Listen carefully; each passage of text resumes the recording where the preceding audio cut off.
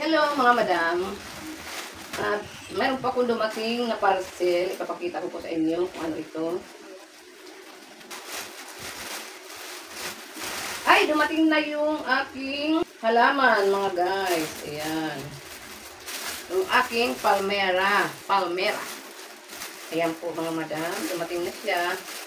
At i-assemble natin yan. At ito, tingnan natin naman itong isa kung ano ito. Ayan po. Hirap lang tanggalin talaga. Ayan. Kapit na. Yan.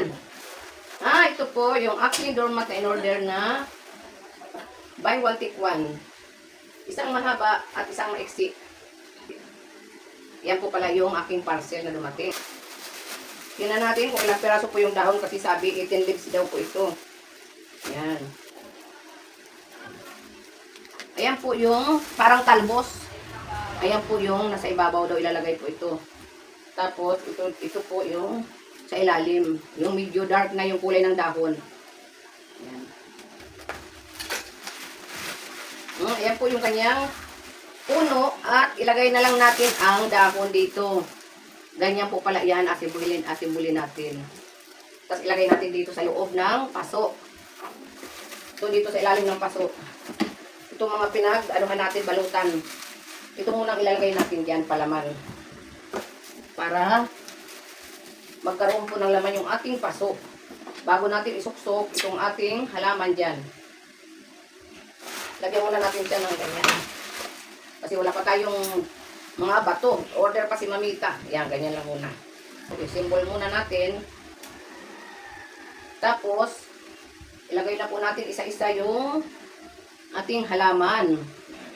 Ay, yung madahon. Yan. Ganun po. Yan.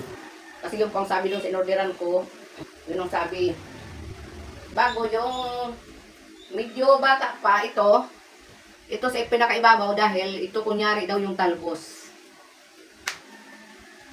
At ayan na po mga madam, ang ating palmera.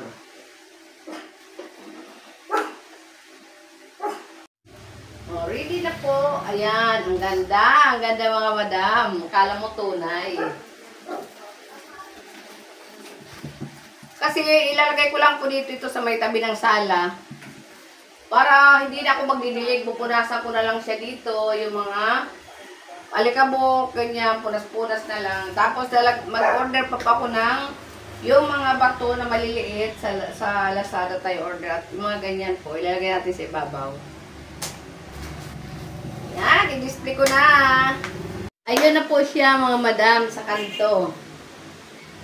At napakasarap tingnan mga madam. Presko siya kasi kulay green. Di po ba mga madam? Tapos ito naman, pupunasan ko pa siya kasi malikabok. Ilalagay ko naman to dito sa table. Yun lang po mga madam. Salamat po sa panood ng video ni Mamita.